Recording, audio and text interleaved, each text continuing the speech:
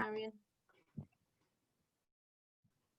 Good afternoon, everyone, and you're very welcome to the Oracy APPG inquiry into Oracy. Now, the purpose of the inquiry is an exploration of Oracy as meaning both to talk and learning through talk. And Oracy is the ability to articulate ideas, develop understanding, and engage with others through spoken language. It's both a set of teachable skills that are essential for life and a tool for teaching and learning. Now, I think that bit was not necessary for everyone who's here, but further introductions. Can I introduce Tonia Antoniazzi, who is my co-host for today? Thanks, Marion. I'm Tonia Antoniazzi. I'm the Member of Parliament for Gower.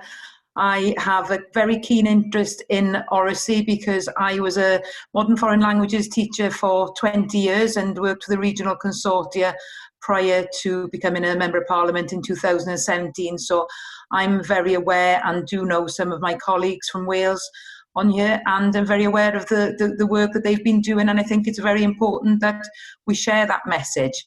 Okay, thanks, Marion.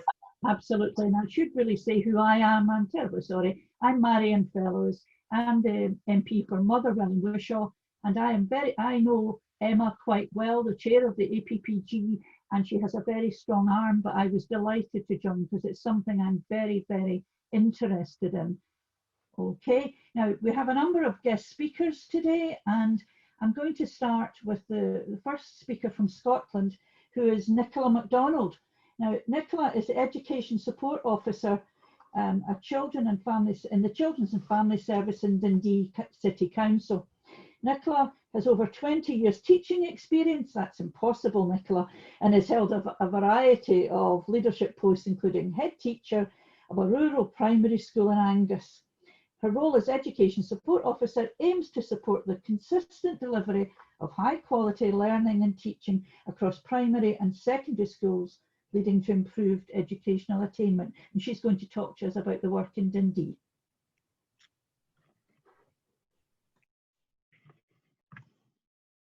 Okay, I'm hoping to share my screen right now.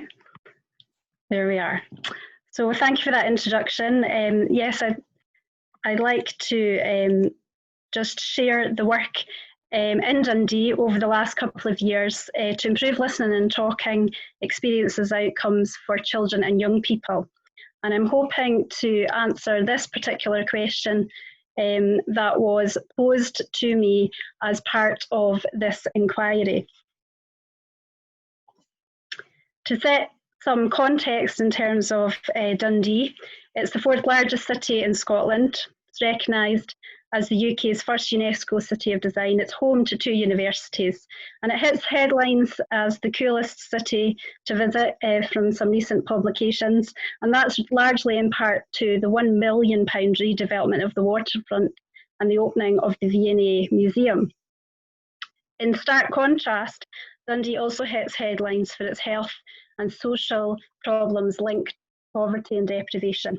The drug death capital of Europe, UK's highest underage pregnancy rate, low life expectancy, and substance use and its associated poor mental health, domestic violence, and child neglect and abuse.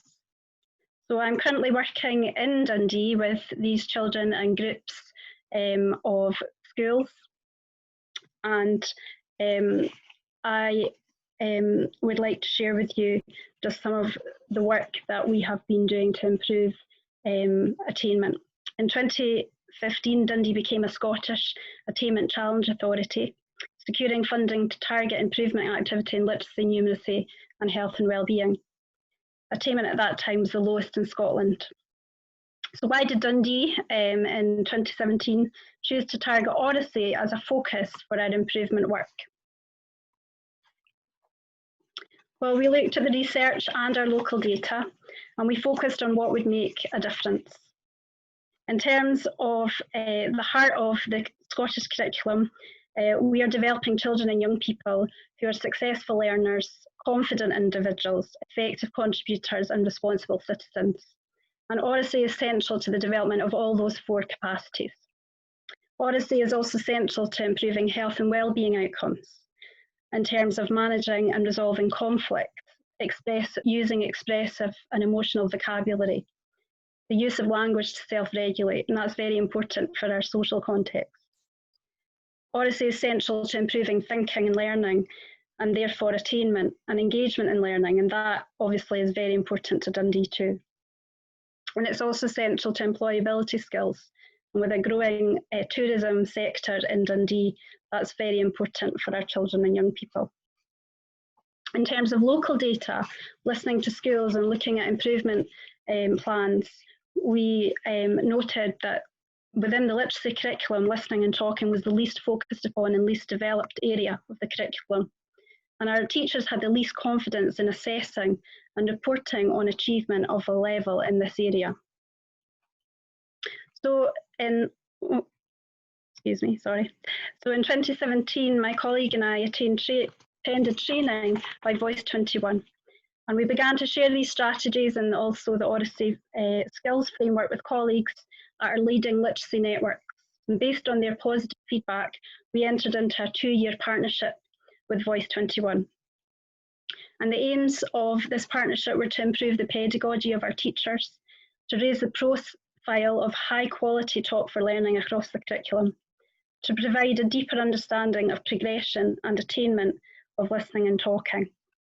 In year 1, we had 11 primary schools and 11 teachers and 7 secondary schools who sent colleagues along to a year-long development programme to develop Oracy in their classrooms and in their schools. In year 2, we had 22 primary teachers, 2 special school teachers and 8 secondary school teachers who also embarked on that Pioneer programme. And we had 4 secondary schools and a primary school who entered into a partnership programme, school programme with Voice 21. So what was the impact of this? Within our Oracy Pioneers programme, after the first year of the programme, you'll see some of our quotes from our teachers that attended that programme. We saw improved pedagogy, increased confidence, a shared language in terms of describing the skills of Oracy and matching these to our Curriculum for Excellence outcomes. We saw teachers leading learning and their colleagues in terms of the learning that had taken part in this programme, and developing progression pathways in terms of that progression through the primary school and into secondary in terms of listening and talking skills. The second year of our project, unfortunately, has been slightly impeded by COVID-19. However, as part of the partnership school programme, our schools really focused on 2 areas in terms of learning to talk and learning through talk. And some of the improvement activity was around developing a consistent approach to discussion, so using discussion guidelines across different curricular areas, using sentence terms to improve that quality of talk within different subject areas, using the Oracy skills framework to support presentational talk in different areas, subject areas, to support group interviews for school leavers in terms of university or employment. And a number of practitioner inquiries went into, looked into the impact of improving listening and talking and the impact on pupil engagement, on giving opinions and justifying answers within different subjects. In terms of our attainment data, we've seen an improving trend over the last 4 years in primary schools, a slightly spiky profile in terms of our secondary attainment data, and that just shows the work that still needs to continue with our secondary colleagues in terms of improving their confidence. They have, Scottish schools have literacy as a responsibility of all teachers, and so we have a great deal of work to be done with different subject areas in terms of their confidence in assessment and reporting of listening and talking.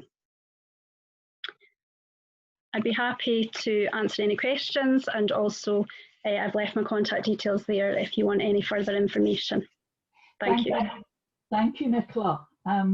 Unfortunately today time is of the essence, so questions could perhaps be filtered through Gemma to Nicola for later on. Thank you very much. Next I'd like to introduce Paul Morgan, Senior Education Officer at Education Scotland.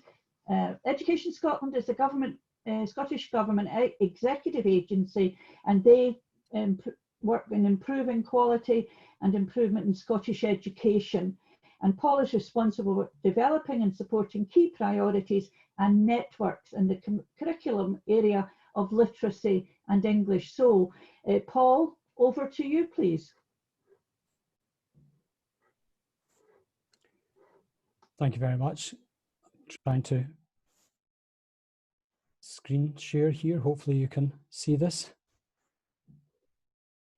I'm going to give you a wee bit of context to the Scottish system just before starting to explain a few things about oracy, or listening and talking as we call it.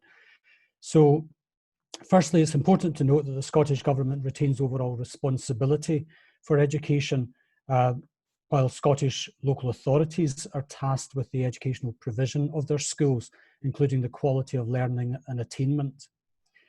In addition, the empowerment agenda in Scotland gives head teachers, staff and the professional space to design relevant and appropriate learning experiences within a flexible curriculum framework.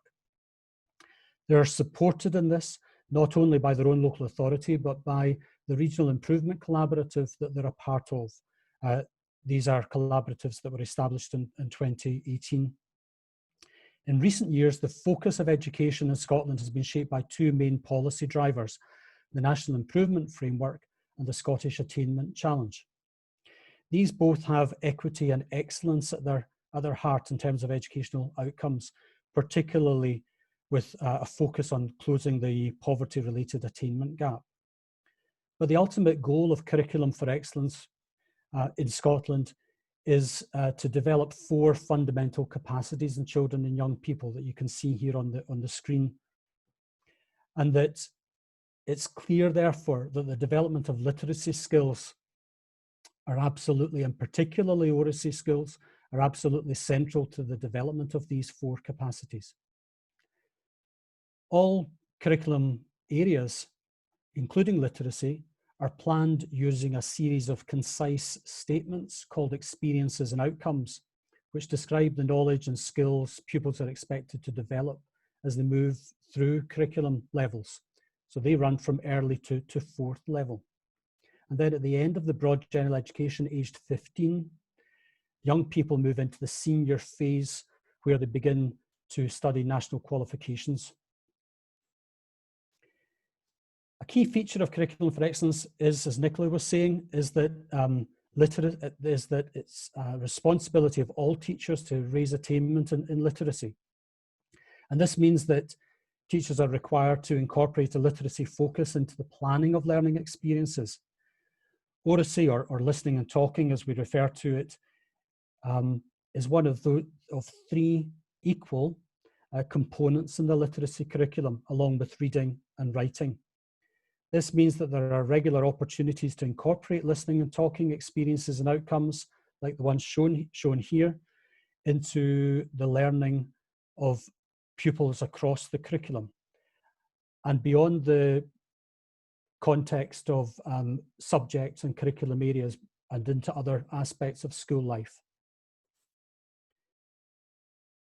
As well as there being a discrete set of listening and talking experiences and outcomes from early to 4th level, oracy skills are also embedded in experiences and outcomes for other curriculum areas. So this allows further opportunities for the development of oracy alongside subject-specific learning. So we can see here a few examples of listening and talking skills contained in experiences and outcomes for other curriculum areas. So for example, in 2nd level science, learners are asked to express an informed view, while in drama at 4th level, they lead negotiation and decision-making. In Curriculum for Excellence, progression in listening and talking can take many forms. So for example, learners may develop their independence in applying these skills across a widening range of contexts in learning and in life, gradually decrease the levels of support, for example, from teachers, classroom assistants, parents, peers, or increase the length and complexity of spoken responses. But there's a clear, inextricable link between the skills of listening and the skills of talking that are embedded in the experiences and outcomes. So for example, To develop their listening skills, learners engage with, analyse and evaluate a range of spoken texts, while in talking they apply these skills in developing increasingly complex spoken texts such as individual presentations and group discussions. To help support the assessment process, in terms of curriculum areas, Curriculum for Excellence benchmarks were introduced in 2017. And by making the standards that are embedded in the experiences and outcomes more explicit, the benchmarks are there really to provide clarity on national expectations and to make clear what learners need to know and to be able to do in order to make sufficient progress through the various levels. So ultimately, the aim of the benchmarks is to enhance the consistency of teachers' professional judgments when assessing Oracy skills and other aspects of the curriculum. And the moderation cycle, which you can see here on the screen as well, describes and supports the planning of learning and the assessment of learner evidence. So for example, one of its key messages is that in order to achieve a curriculum level, say for example in listening and talking, a learner has to have demonstrated appropriate breadth of learning across a level, and that they have encountered and met a sufficient degree of challenge, and that they're able to apply these skills in new and unfamiliar contexts.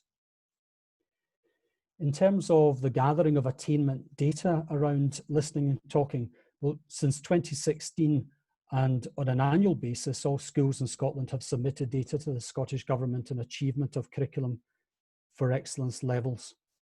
And this data is based on teachers' professional judgments of how many pupils at each stage have achieved the expected curriculum level in numeracy, reading, writing, and of course in talking and listening as well.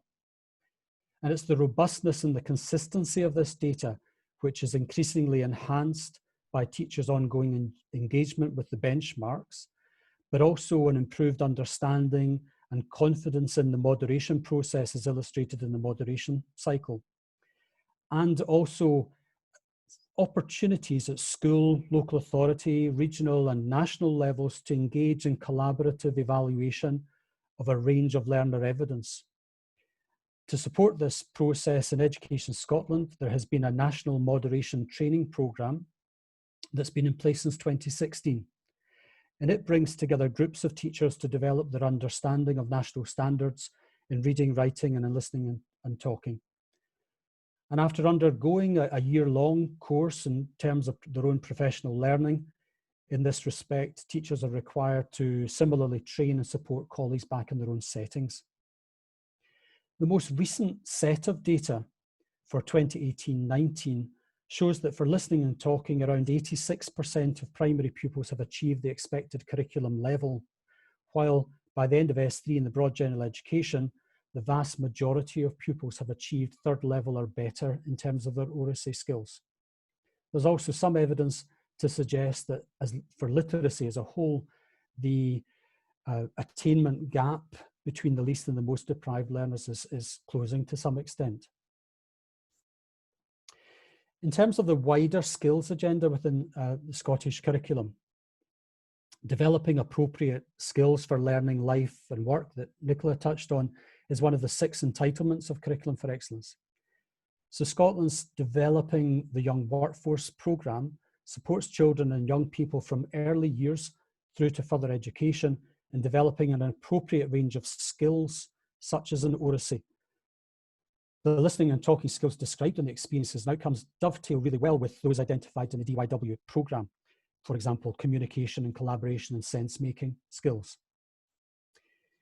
In terms of the senior phase, in Scotland, of course, national qualifications are certified by a single exam agency, the Scottish Qualifications Authority, and they offer courses from National 1 all the way through to Advanced Higher. National 5 qualifications are roughly equivalent to English GCSEs, and higher qualifications are usually the entry requirements for admission to universities. Since the introduction of the new qualifications 7 years ago, listening and talking has been an accessible element of English courses. Since session 2017-18, pupils have been assessed either through a spoken presentation or through their performance in a group discussion. These are marked internally with the SQA verifying assessment evidence and assessment results. And course reports on the SQA would indicate that schools take a holistic approach to this internal assessment in terms of incorporating it into other aspects of the course, of the English course. So that's a very brief whistle-stop overview, really, of the place of Oracy, of listening and talking within the Scottish education system. So hopefully that's of use just in terms of showing its place and the parity essentially that it has with other elements of the curriculum like reading and writing. Thank you, Paul. That was really, it was a revision for me as a former FE lecturer. I saw the words SQA right. Can I say to the other speakers, we are very quickly narrowing time, so if you could be as brief as you possibly can, then it gets more speakers in from Wales. Next, I'm going to introduce Gillian Campbell-Throw, who is the Quality Improvement Officer with Strategic Remit for Language Learning and Gaelic Medium Education from Glasgow City Council. Thank you, Gillian. Good afternoon, folks. First of all, I'll apologise in advance. I'm currently in a secondary school, so you may hear bells and all sorts going off. Welcome to daily life. I'm also using my daughter's iPad, so no doubt you're about to see lots of pictures as I attempt to share my screen here. If you just bear with me for 2 seconds.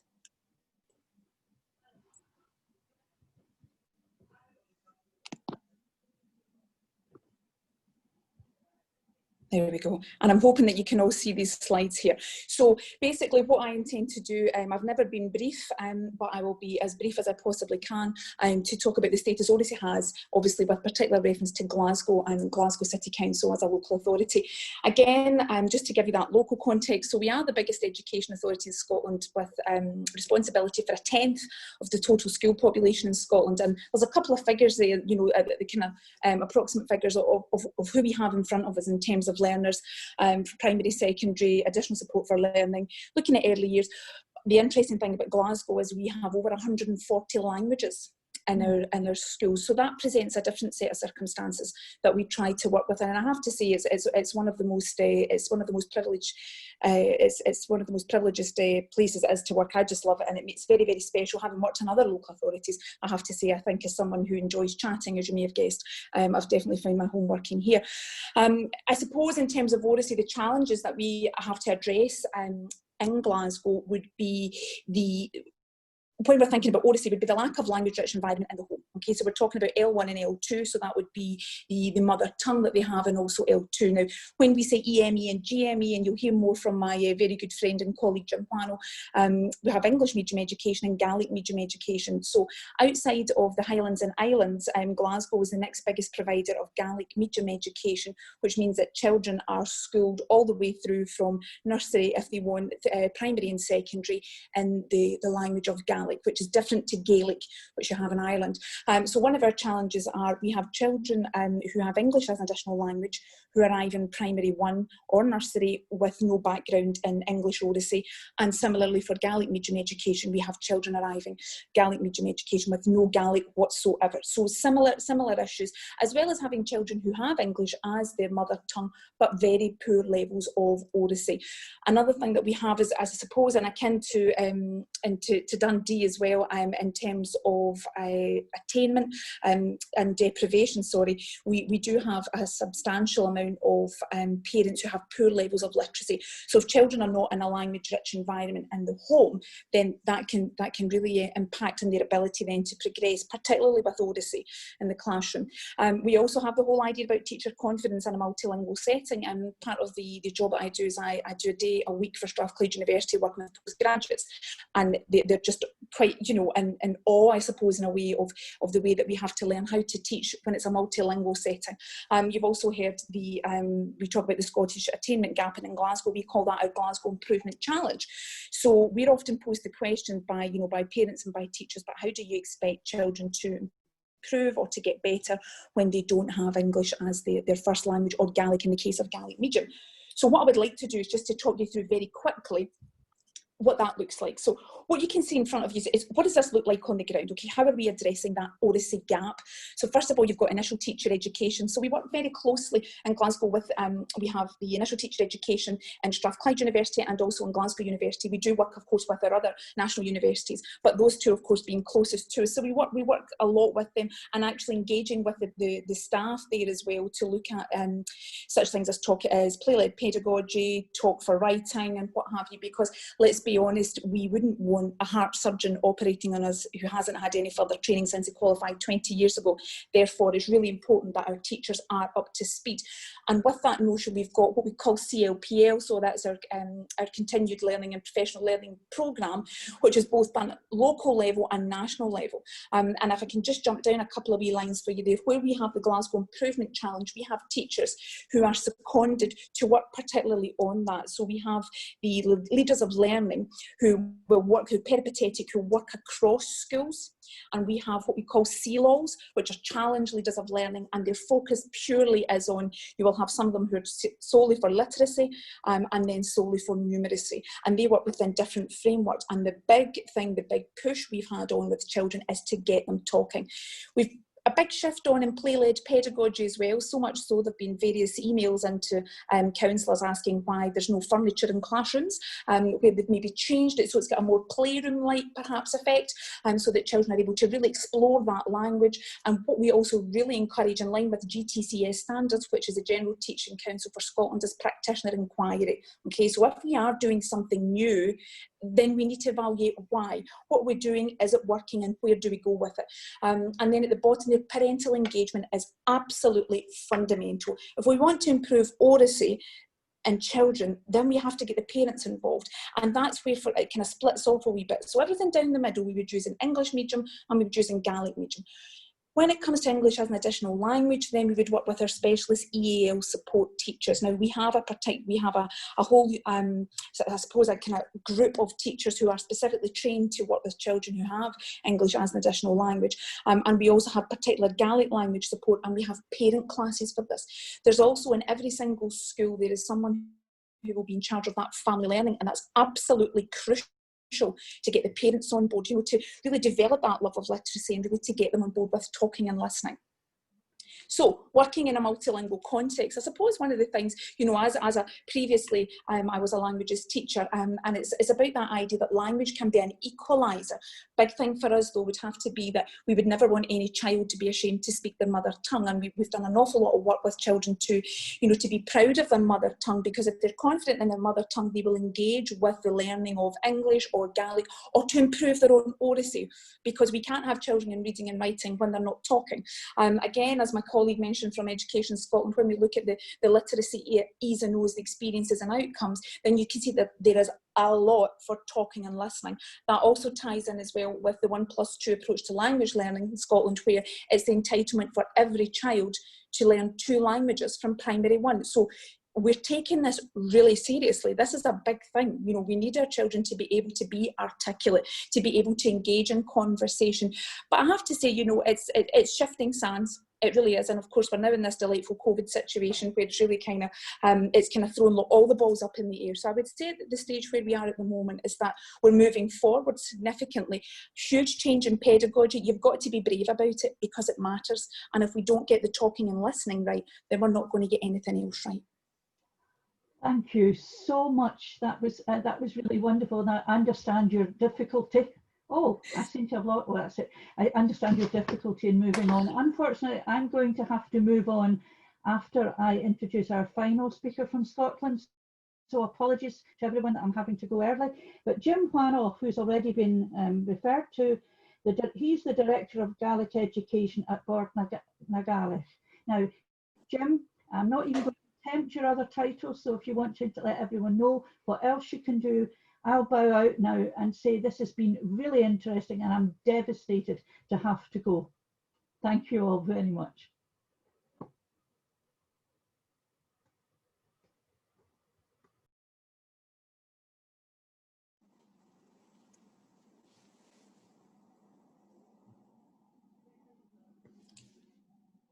You'll have to unmute yourself, Jim.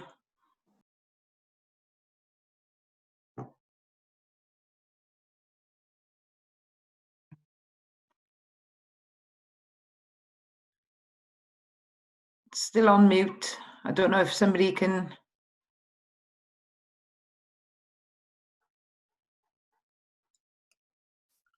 I'm happy to contribute as a fifth panelist from Scotland if Jim wants to get that sorted out.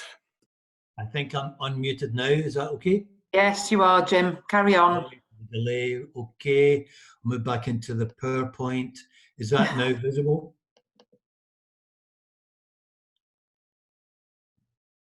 Yes, it is. We can see it. Excellent. Great. Okay. Okay. As everybody else has done, speedily move through things as best we can. I'll give some overview on what Gaelic medium is, and then we'll move into some aspects I think would be useful when you're reflecting on Oracy. As Gillian's identified some of this already, so I'll do it rather speedily. Parents and carers can select English medium or Gaelic medium for their child on entry into the Scottish education system, and that's available early years, primary and secondary level across the country. GME and EM refers to the language used to deliver the Scottish curriculum. So we're not talking about a different curriculum, essentially. We're talking about the language of instruction, the language within which the child accesses the curriculum. It's available across 15 authorities and is a growing aspect of educational provisions in Scotland. Relatively recent in our country. Wales has a much longer history of Welsh medium, and so, as does Ireland. Our Scottish Gaelic medium system began with 2 very small units in 1985.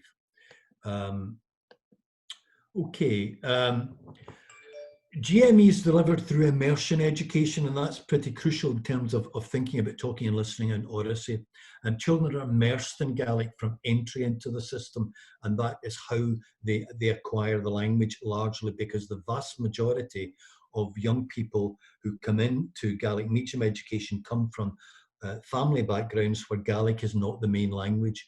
And as Gillian identified, a very considerable, sometimes 80, 90 or 100% of the children in Gaelic medium establishments do have no Gaelic at all in their early years, and neither parent speaks Gaelic. Sometimes the grandparent does, but sometimes there is no member of the family at all speaking Gaelic.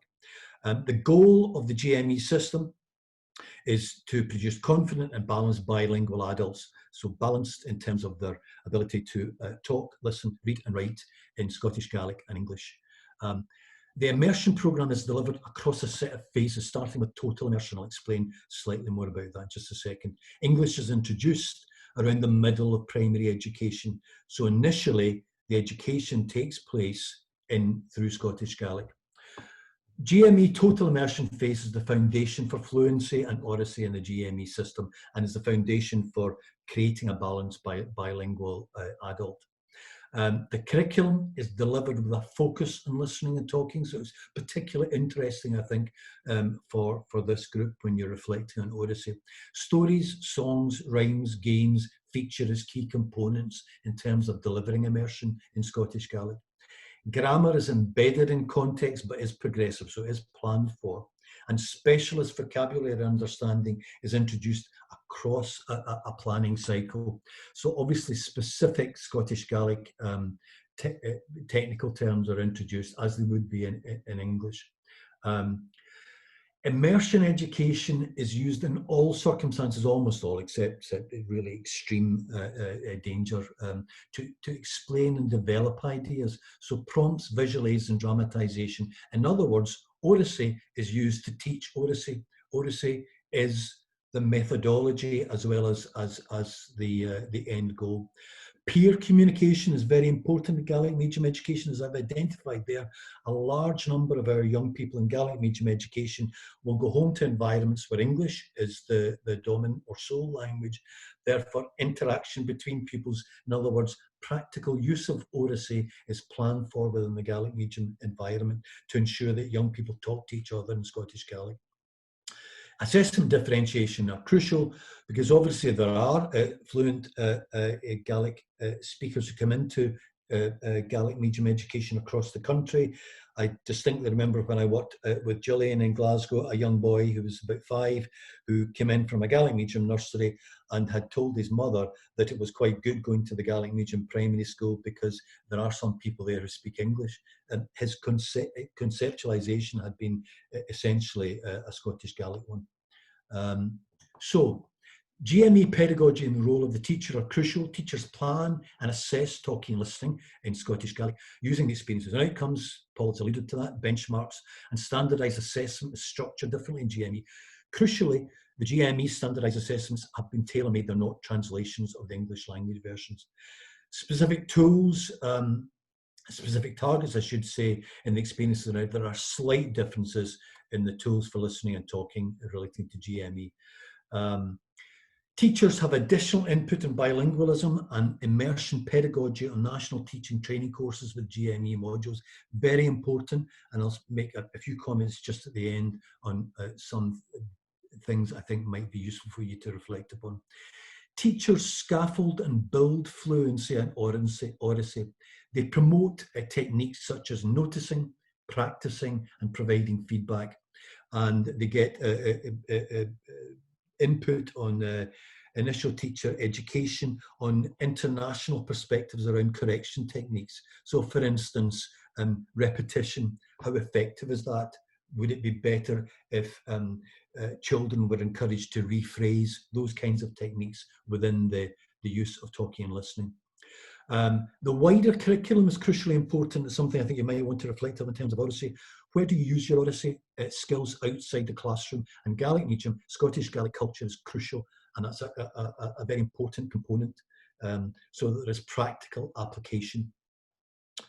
The role of the parent and carer, and I think that's something you do want to reflect on in terms of encouraging Oracy. The parent and carer value Scottish Gaelic and they validate the language as part of everyday life. That impacts on the importance of Oracy and talking and listening.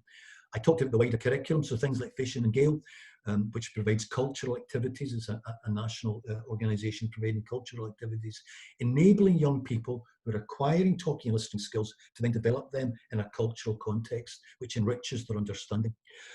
Parents promote Gaelic language media use. They might not speak the language, but they'll promote and support and encourage their child to use social media in Gaelic and to access broadcasting. They have specific supports, Gaelic for parents, and they often learn the language with their child, and that might be something that might be worthwhile reflecting upon further. Jim, is it okay to kind of wind up? Sorry, we are really tight for time. Okay, I'll just go through the last one, and I've left a range of materials, and possibly they can, when people reflect further, they might want to use them. Thank National you. Plan is a context for us, the statutory guidance, and there's advice in Gaelic education. I would finish off possibly with just some advice on, you might want to consider reflecting on evaluative questions, on reflective questions when you're looking at what you're doing. So I would suggest some of these might be, how do we ensure assessment and certification validates Oracy? How do we embed Oracy pedagogy in teacher training? How do we ensure parents value Oracy skills? And how do we ensure Oracy skills are effective and are used as opportunities for advancement? I'll leave it there. Any questions, very happy to respond to that at a future point. Thank you very much, Jim. I really appreciate it. We're probably going to run over by at least, well, 10 minutes after 3 o'clock. I'm okay to stay chairing it. So I'd like to introduce you to Ellery Goldsmith. She works for the Welsh Government as the lead for languages, literacy and communication area of learning, something that I have a great interest in. And I'm going to head over straight to Ellery, please, so we can move on quickly. You've got 10 minutes, Ellery. And if then Entley wants to make a contribution, she can. Thanks. Okay, I'll just share my screen.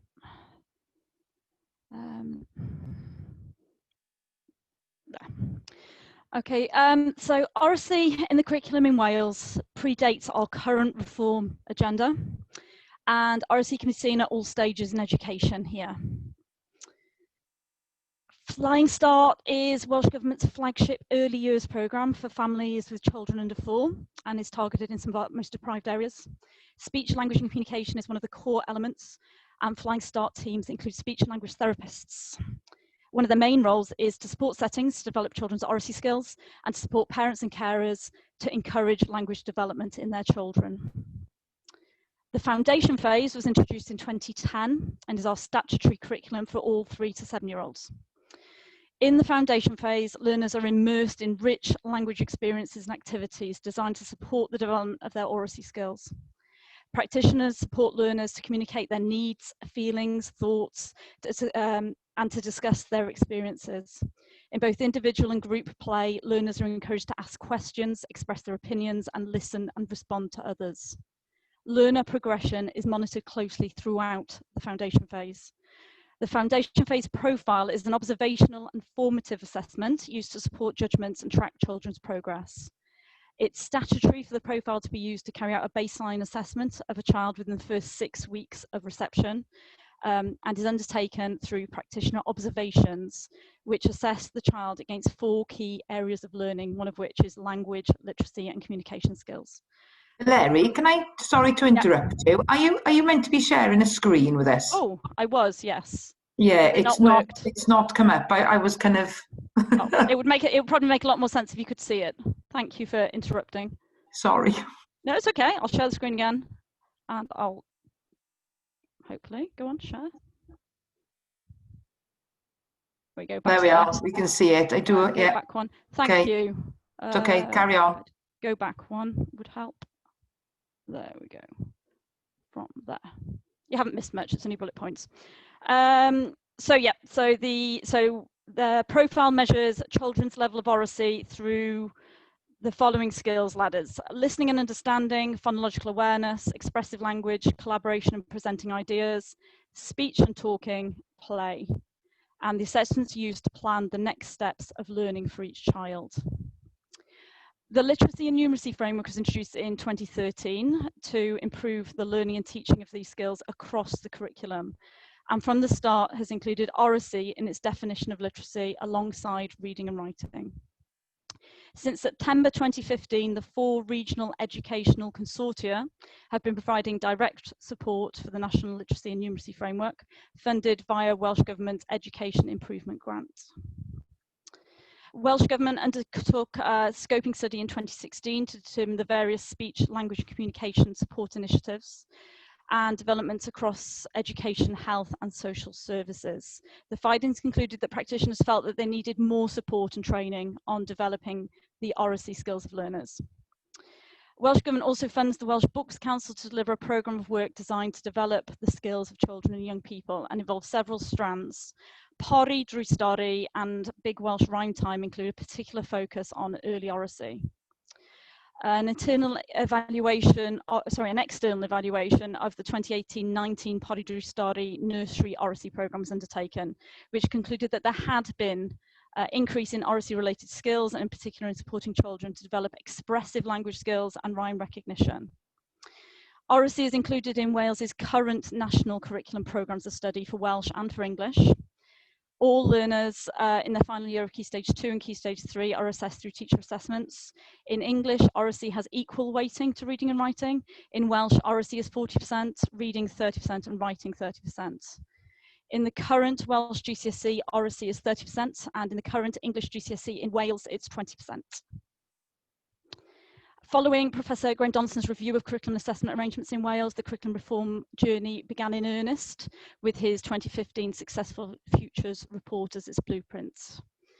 The new curriculum has been developed in partnership with teachers, supported by other experts through a process of co-construction. A version was published in April 2019 for feedback, and changes made before publication of the guidance framework in January this year. The curriculum for Wales will be rolled out from 2022, and it's intended to turn Wales's education system from narrowly focused and performance-driven to learner-focused and purpose-led. As well as curriculum, assessment and evaluation, the wider education reform agenda also includes equity, well-being, teaching and leadership. The curriculum guidance provides a framework within which schools and settings will develop their own curricula.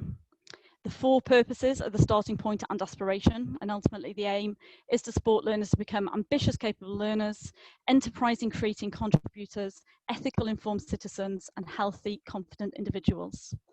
Another defining characteristic of the framework is the emphasis placed on learners' progression.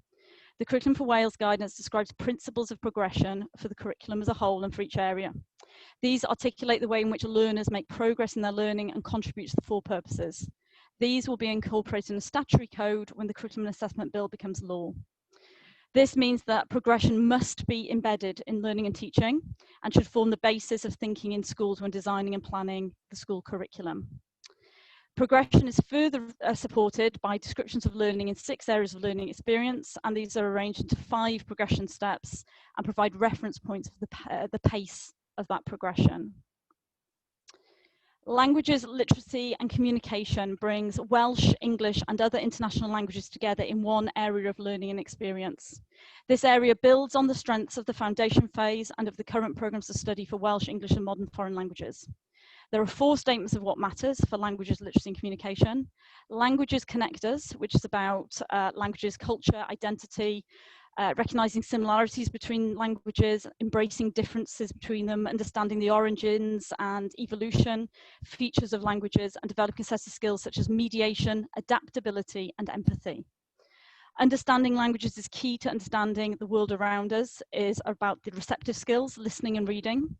Expressing ourselves through languages is key to communication, is the expressive skills of speaking and writing. And finally, the literature fires imagination and inspires creativity. In the Curriculum for Wales, Oracy continues to be recognised as a skill which is as important to learners as reading and writing. Progression is presented separately for receptive skills and expressive skills in order to further reinforce learning and teaching of listening as well as speaking. Descriptions of learning in languages, literacy and communication include a higher level of detail at early stages of learning than can be found in other areas. And this is to reflect that these early literacy skills are the foundation for effective learning across the curriculum. The literacy and numeracy framework has been refined to reflect the new Curriculum for Wales and will continue to be available to schools to support learner progression. Welsh Government has worked in partnership with ESTYN, the Education and Training Inspectorate for Wales, the 4 regional consortia, educational consortia, as well as with practitioners from all sectors in development of the curriculum. They continue to provide support to schools as they prepare, plan, design, develop their curricula ready for 2022 and beyond. Curriculum for Wales encourages learners, schools and their communities to value all of their languages. This includes home languages, British Sign Language and other community languages. The knowledge and skills children have in one language should be exploited when learning other languages. The Welsh Government's aim in its Welsh language strategy, Cymraeg 2050, is to achieve 1 million Welsh speakers by the middle of this century. The education system has a key role to play in reaching this goal. One of the aims of the strategy is to establish positive practices in the use of Welsh language and provide formal and informal opportunities to use the language. Under the Schools Standards and Organisation Act 2013, local authorities must prepare a Welsh and Education Strategic Plan. New regulations will require local authorities to outline how they will ensure more opportunities for learners to use Welsh in different contexts in school. The Talk With Me delivery plan has been developed in Wales as a strategic approach to speech, language and communication. It'll be finalised and published in November this year. Talk With Me incorporates commitments relating to Oracy in schools, and supporting SLC is essential to realise the full purpose of the new curriculum. The needs of younger children who might have early speech and language delay will be a consideration in the development of additional guidance, curriculum guidance to support progression prior to progression step 1. A curriculum for funded non-maintained settings, supporting materials for education practitioners on child development and professional learning for teachers around SLC. In addition to the delivery plan, national speech, language and communication coordinators have been appointed by Welsh Government to share good practice and resources. And you'd be pleased to know the final slide lists some of the reasons why we believe learning and teaching Oracy is important to our learners. Okay. Is that it? That's it. Thank you very, very, very, Whistle very. stop. Well, no, Larry, I know what it's like. But well done. Thank you very much. It's really, really brilliant. Does Entley want to make a comment at all? I'll just make a very brief comment. Let's not forget here that children have a strong desire to communicate. It's the most natural aspect of being human, and children require frequency of exposure to a language and engagement with a language in order to be able to achieve that critical mass of exposure that they all need in order to be able to abstract out the different rules and regularities within different languages and so on. And that's even more crucial in a minority language context, or a context where a child is exposed to more than one language, because ultimately they will always have more exposure to one than the other. But drawing that together helps the child develop their confidence, enable them then to address the literacy challenges that they will face in school, and having that strong oral base does help develop that aspect. So there's plenty of research out there supporting each of those kind of elements, and bringing all that together places Oracy at an equal status with literacy. Thank you very much, Diolch. And I'd like to introduce Liz Barry and Richard Thomas from ESTYN. Lovely backgrounds you've got there, both of you. Better than my magnolia wall. Right, I'm going to give you 5 minutes. I don't know how you want to work it between yourselves, but it'd be great to have the Inspectorate's point of view. Thank you. Thanks very much. Good afternoon, Prynhawn Da. Thanks very much on behalf of ESTYN for the invitation to present this afternoon. Richard and I will provide a brief overview of what we inspect in terms of pupils' Oracy skills and schools provision for Oracy, the impact of policy developments that Hilary has already referenced on learner standards over the past decade in Wales, ESTYN's role in supporting the development of the new curriculum, and our current support for schools and practitioners to improve the teaching of Oracy. We think it's important to mention that Oracy has the same status in our inspection framework as reading and writing, and this reflects the national curriculum in Wales. We focus on how well pupils learn to talk, as well as how pupils learn through talk.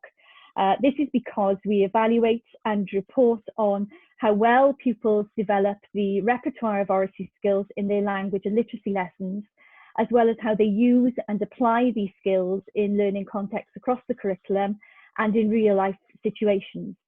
We look carefully at how teachers develop pupils' Oracy progressively as they move through the age phases, the quality of teaching, and the systems providers put in place to support this.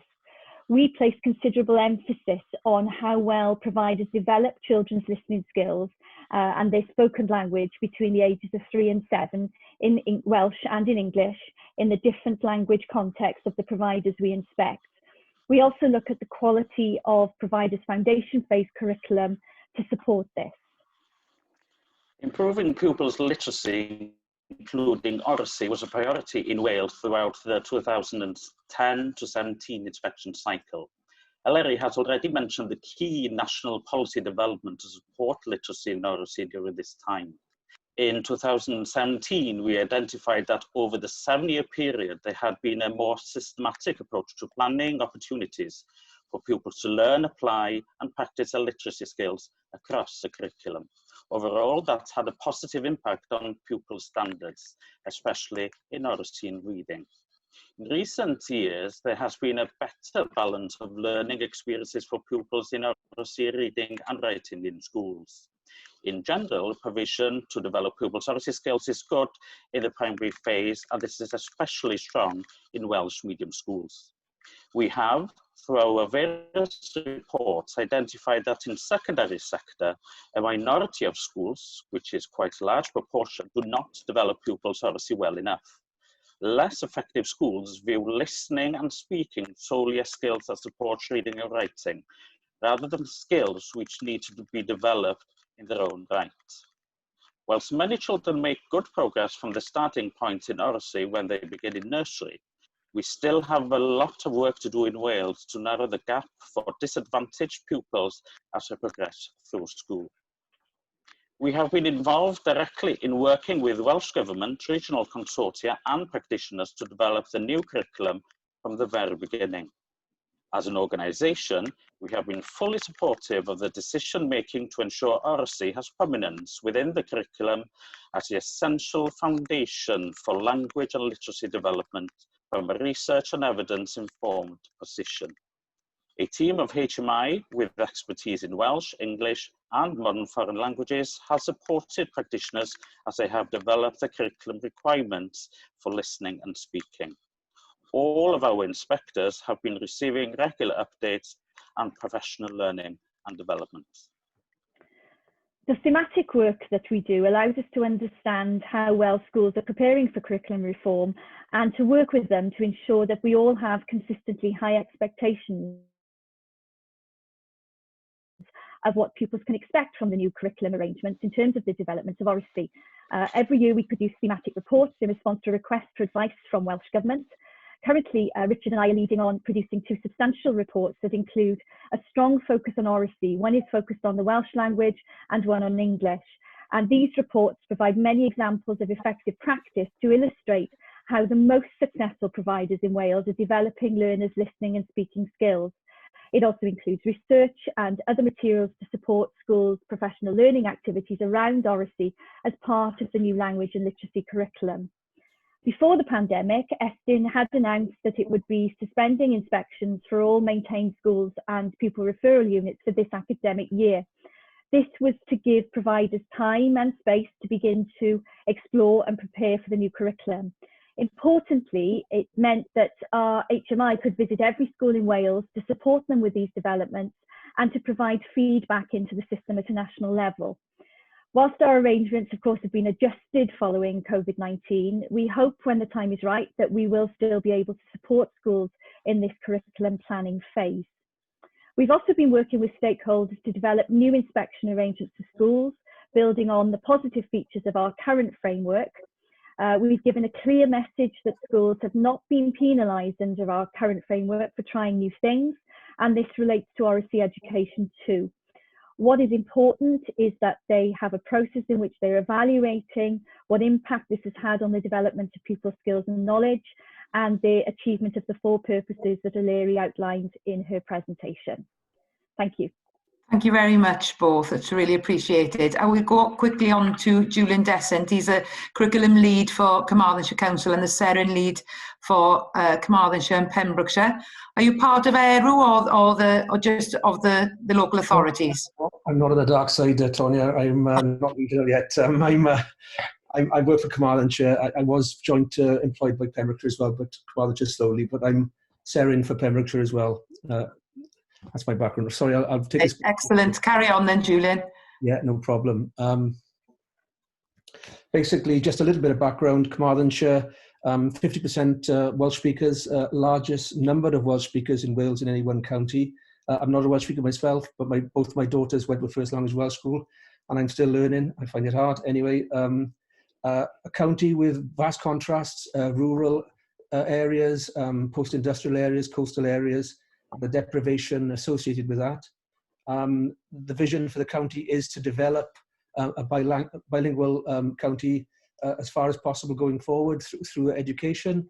We have a mixture of first language Welsh schools, first language English, and bilingual, some bilingual secondary schools. So I'll move on. Look, I thought I'd have more time, but I found this fantastic quote about the voice and the body last night, reading a book. I won't dwell on it, but you can have a look at it later. But essentially, without a voice, you can't really exist. And I think that's become very evident in the work I've been doing and what I've been reading. I'm very conscious that Professor Neil Mercer is here, and his work and his colleagues, Rupert McGarriff and more lately Fiona Main, are some things that I've been drawing on. So basically, for me, the Curriculum of Wales provides an opportunity for everyone to have a voice. It's really about embodying voices rather than thinking about Oracy as a surface skill. It focuses on the whole person, and I think that's what's important. And for us, we're trying to use Oracy to develop, and the Curriculum of Wales to develop empathic relationships for learning. And Oracy is central to those relationships, communication, and dialogue for effective learning and effective life. So in Carmarthenshire, relationships and communication are fundamental for our goals, and bilingual communication is going to be more and more important going forward, and essentially with Oracy being fundamental for education for dialogue. Just some examples here you know, colleagues have talked about foundation phase, etc., but just in red highlighted some things that I think emphasize this holistic approach. Children encouraged to communicate their needs, feelings and thoughts in the foundation phases. In the curriculum Wales, emphasis is on speaking, listening, collaboration, discussion throughout all areas of learning. So I think it's that creating agency in the individual and the group, that's what's really important, and that's what I've been looking at. We've been developing some assessment tools really, or looking at the current crisis, how we can look at the needs of the individual, the group, the school, and the LA possibly. We're doing that now to see how we satisfy the needs of the whole individual, rather than focusing on Oracy just as one aspect. How does it fit in with the whole approach? I got to this point because I was in charge of an initiative which was really a more able and talented initiative, and I was looking at what constitutes success for a student, and really why a lot of our students were dropping out from universities in England, and why those that did succeed wouldn't be returning. I know there's lots of complicated issues around that, but I saw the new curriculum as an opportunity to look at the sorts of development of independence and, again, voice, agency, that my most successful students who'd been to elite universities felt was more important than knowing lots of stuff. So rather than knowing more of procedures in maths, one of my students who's now at MIT said he'd rather have known less, or been taught less maths at Cambridge, but been given access to different subject areas to expand his knowledge. Once he'd got the agency himself, he felt a lot of the stuff he could teach himself. But it was really about having that confidence to explore your own way. So I found School 21, where obviously Voice 21 is closely related, in the East End of London, 70% free school meals, very similar ethos to the curriculum for Wales. I've taken 30 teachers from Carmarthenshire, some from PEMS there, over 2 trips. Voice 21 is embedded there. It's the foundation for their coaching and project-based learning, and their assessment uses the idea of beautiful work. So we move towards more an expert assessment rather than performance criteria. So I've been working on this approach in a small way in Carmarthenshire with small groups of students. We developed a project last year, What Will Wales Be? Year 9 students from a number of Carmarthenshire secondary schools, some first language Welsh, some bilingual, some first language English. We were hoping to look at the identity, language, culture, politics, and then looking at the future that these young people wanted for Carmarthenshire and Wales. I was interested in, I'd done the voice training myself, was creating this space for people to discuss ideas without threat. Quickly realized that putting yourself into a discussion can have an emotional investment. So really it's building up to discussions that may talk about language, culture and identity, which are really key to our county. But the ground rules from Voice 21 to allow that space to exist and rules for talk were very successful. And as a result of that, Voice 21 training for all our secondary schools is starting now in October coming, and then over the rest of the year. We developed this further. Professor Mercer will know about DIALS. It's a cultural literacy project, a European project. So where some of our primary secondary schools are involved in that too. And as I say, Adam Price, Leonard Morgan, some of the politicians were involved in our discussions about the future of Wales. We're supposed to have a big final event, but COVID has affected that, but we hope to have that sometime in the future. For instance, one of our bilingual secondary schools, we call them a Category 2B school. Some of the students in the Year 9 class there, they were mixed together for this project, but some of them not really talked together ever before, if they'd been in the Welsh and the English streams. So that's something that we were looking at. And again, introducing some of the Voice 21 strategy so we could start some of these dialogues. This was from a very recent project. This is a foundation phase student that we've groups of 6 students in a foundation phase, first language Welsh school this is. Online teaching, we were trying very quickly to move things online. So to try and pilot Voice 21 strategies online, and a year 6 student who's normally very quiet apparently said to his teacher, I'd like to challenge your point on that, miss. And she just was taken aback by that. So this idea of creating agency is something that seems to be embedded in the Voice 21 approach. And we're going to try and develop this further with our online synchronous teaching. So basically, at present, we've got some speakers for our county staff and teachers in Carmarthenshire. Professor Barry Carpenter is looking at the recovery curriculum, and we're seeing opportunities at present to try and focus on the things that we think are important: relationships, communication, and then Oracy is fundamental to that. So as I say, that's why all of our secondary schools, and every one of them, will be sending a first language Welsh specialist to that. Will be trained in Voice 21, so we can translate the materials. A bit upset that Gwent have already started doing that. I thought we were the pioneers, but we'll have to move quickly. We've got our synchronous learning pilot project and our Dials project, which is starting in October.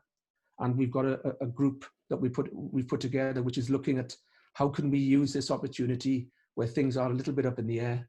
Curriculum's been suspended to some degree, to try and focus on those priorities. Yeah. Well, Julian, can I just ask you to wrap up quickly? Otherwise, poor old Catherine won't be able to get in. Yeah, so those are just our priorities. I'll finish there. Thank you very much, Julian. I really appreciate it. And I think there are a lot of COVID challenges, especially for Oracy moving forward. Catherine Billington-Richards is our strategic lead for languages, literacy and communication at the Central South Consortium. And only lives down the road from me. So, Catherine. I'm not going to share my screen, I'm just going to talk. Just to give you a little bit of context of our region, it is the central south area of Wales. We're a very large region with around 400 schools, and we actually educate over a third of the children in Wales. We are quite a large region. So I'm going to explain and talk you through some of the developments that we've pioneered with Oracy over the last 3 years. So 3 years ago, Welsh Government, as you may or may not know, prioritised the development of Oracy and awarded each region in Wales a grant to develop this work. So in CSC, we used this grant to broker region-wide explicit Oracy training across every cluster. Every single secondary school and at least one associated primary school undertook 4 days of training across an academic year with Voice 21 on their Oracy Pioneers programme, which means to date that over 200 teachers in our region are fully trained as Oracy Pioneers. We were midway through our cohort 3, but of course COVID has paused that a little bit. In addition to this, we worked really closely with 2 focus groups. We had an English medium and a Welsh medium group to develop a regional Oracy toolkit to support the rollout of Oracy training across the region, to develop a regionally consistent approach, expectation and that shared language. Our model is a multiplicative model with a trainer-trainer approach. So that's the way we've developed that. The region-wide approach is also linked really directly to our focus in the region on developing pedagogy and readiness for curriculum for Wales. As part of the training, we undertook a baseline survey, and the baseline survey told us some quite interesting things. Firstly, that very few teachers had actually received any training for Oracy and often felt that Oracy was a byproduct of learning rather than an explicit learning outcome. You know, no surprises that teachers recognised that Oracy was exceptionally beneficial for developing communication, confidence, independence, subject-specific understanding, emotional and mental health, and yet very few of these schools had an Oracy policy or a culture where Oracy was valued as much as reading or writing. Many teachers also expressed a lot of nervousness about spending too much time on Oracy. There was a fear that there wouldn't be much to show in the books. And I think as educational leads, we need to be really, really mindful of how much perceived accountability can actually drive culture in schools. With Curriculum for Wales on the horizon, I think it's really important that we look at Oracy with regards to curriculum planning. One of the major developments for LLC in the new curriculum is the separation of speaking and listening into expressive and receptive skills. Teachers often say we're doing speaking and listening. They don't mean they're doing speaking and listening. The listening part is very rarely taught. So to support this as part of our Oracy strategy, we've been exploring what effective listening looks like in the classroom. I think, you know, we all want for our children and young people, we want them to take an active role in society. We want them to be confident communicators, but we also need them to be empathetic and sensitive listeners. Our CSE Oracy Toolkit covers strategies which support teachers in developing these skills. And in addition to this, we've developed a 5-module e-learning programme for our schools with associated virtual drop-in meets to offer sort of bespoke support and share effective practice. As has been referenced, obviously we have the literacy and numeracy framework in Wales, which details progression in Oracy as it does in reading and writing. And I think the detail in these documents really supports teachers in the curriculum planning for Oracy. Again, though, the fact that Oracy has parity with reading and writing at foundation phase, Key Stage 2 and Key Stage 3, does inevitably mean that people focus on it. At Key Stage 4, we have retained Oracy as part of the English language and Welsh language qualification. It is 20% in English language, 30% in Welsh language, with the remaining going to reading or writing. These assessments are recorded and moderated by the exam boards. Something that I believe very strongly in when it comes to Oracy is that Oracy goes hand in hand with vocabulary. And so our Oracy strategy is very, very closely linked with our regional vocabulary strategy. Again, we've developed a 4-module e-learning programme for schools to support them in understanding the pedagogical approaches necessary to develop vocabulary. I've worked really, really closely with the leads for STEM, humanities, expressive arts, wellbeing to include subject-specific support here. We very much feel that this should be for teachers across all domains and all key stages. I think if we look at what's happened in maths in Wales as well, obviously we've had the introduction of numerical reasoning as a subject in mathematics, and numeracy, which has encouraged the use of Oracy in mathematics, which was probably woefully lacking prior to that introduction. You know, in our region, we believe very firmly that words do matter, and that if our pupils are going to develop the cultural capital, the confidence, and to fight against the deprivation gap that we see so, you know, keenly in our region, then explicit vocabulary and Oracy teaching have to go hand in hand. And I think if we don't do this, if we don't give them opportunities to develop their thinking and their reasoning and their high quality talk opportunities with a rich and varied vocabulary, we are inevitably limiting their academic, their social and their cultural engagement with the world. It has been a successful project for us. It is definitely one we will continue with. Our baseline data has seen a 14 percentage point increase in teachers' understanding of the pedagogy needed for Oracy and their confidence, which is really, really positive. I think we're perhaps not naive enough to think that it will have impacted us fully on outcomes as yet. What we wanted is a pedagogical shift and an understanding to be developed. I'm aware we're out of time, but if anyone wants to contact me or I can share anything, I'm more than happy to. Thank you very much, Catherine. I really appreciate it. And I know that we've been very tight on time, but I'm sure that this would have taken a whole day of inset training back in the day. Right, I'm going to bring in Harold because he had a question earlier, or he had an observation which I felt was probably quite important to share. So is that okay, Harold? And if there is anybody else, I'm happy to carry on for a few minutes if anybody wants to bring anything up. Over to you, Harold. Thank you very much. That's great. Can people see my screen now at this stage? We can't see it yet, no. We can see and hear you. Okay, fantastic. Sorry, I'll just try and rectify the situation with the screen as soon as I can. There we go. Okay. I agree with a lot of the points from colleagues from Scotland. I would possibly say, however, that Paul Morgan's points are more representative of the aspirations for Curriculum for Excellence 10 years ago, over 10 years ago now since it was introduced, than the actual realities necessarily in schools on the ground. This was just a brief overview of the fact that we need to be aware as well that children enter secondary school later in Scotland. They have 7 full years in primary first, and that there's a difference between the way that the stages are mapped between Scotland and England. It is interesting that we have literacy and listening and talking at the start of the literacy outcomes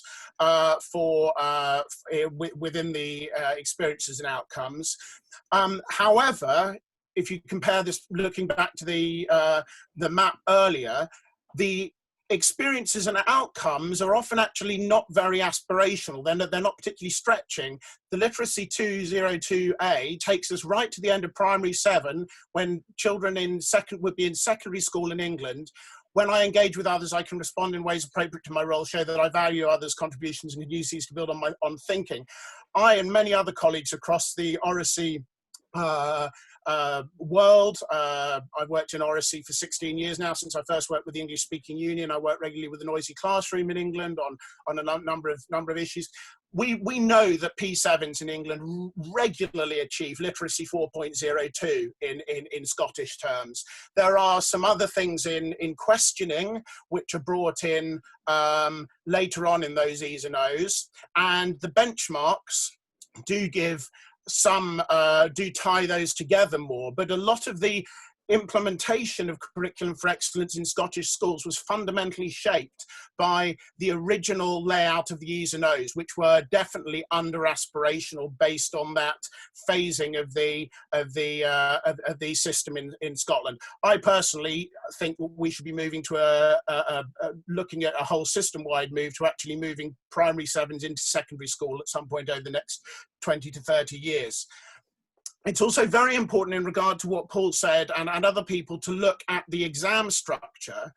At National 5, our equivalent to GCSE, listening and talking is assessed, but it's absolutely crucial to realise it is only assessed on an achieved or a not achieved basis. There are no marks given out as there are for reading and writing. So actually, it's the kind of thing that people don't have an incentive within secondary schools to spend much time on. There's talk at the moment about whether in higher, for hires in schools in Scotland, they're actually going to remove the listening and talking assessment. Quite a number of people are advocating for that. And it's also the case as well that it doesn't exist for advanced higher at all at the moment. And if we genuinely value Oracy as much as people purport to do in Scotland, it raises the question as to why, if there's genuinely an interdisciplinary learning focus, why are there not oral assessments in history, in geography, in PE to the same level as there are written assessments? We have a very strongly exam-weighted, written assessment-weighted system in Scotland, and as I and a number of other colleagues are exploring on a new website, exam.scot, at the moment, there are a number of questions in the aftermath of the results fiascos in both England and Scotland as to whether or not that's how we should be continuing in the future.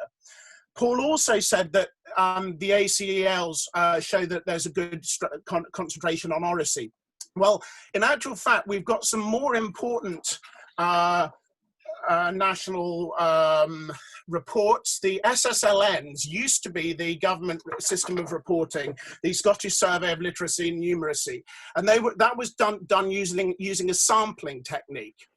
When the Scottish Government controversially moved to computer-based assessments for literacy and numeracy, they found that they couldn't easily assess listening and talking within that framework, so they stopped assessing it within the Scottish National Standardised Assessments, which are now the basis that Scottish Government are using for tracking literacy improvement. So in actual fact, it's not the case now that Oracy is being valued as much as reading and writing within the system, especially by government itself.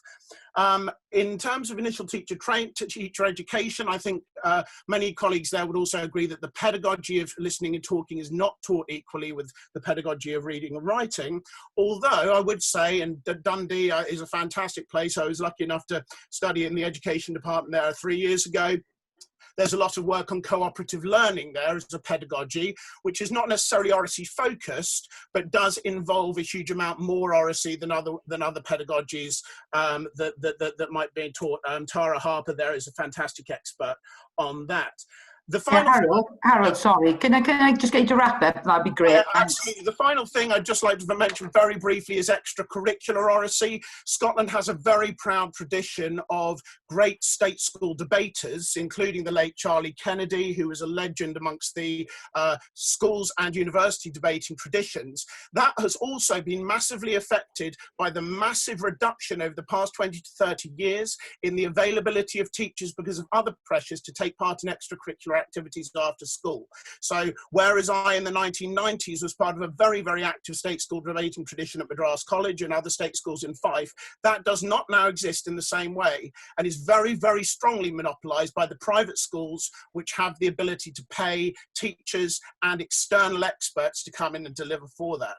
So I think there are a number of great strengths about oracy in Scotland. Our system has the potential within the 4 capacities that Paul was talking about to really realise all the strengths of oracy that I know the APPG is looking at. I disagree that is actually that our system at the moment actually meets the potential of oracy as a fantastic tool for learning and teaching. Thank you very much, Harold. And I'd like to take the time to thank everybody for their contributions today and on behalf of Marion Fellows as well. And to say thank you very much. I'll just hand over if anybody wants to share anything or wants to share their email addresses or have anything, please get in touch with Gemma, who has organised the event at the APPG for oracy. But I think it's really interesting to get a perspective. And it's very tempting to get back into the classroom in Wales, but I won't for the moment. Okay, thank you very much, everyone. Bye. Thank you all the presenters. Yeah, it's been brilliant. Thank you.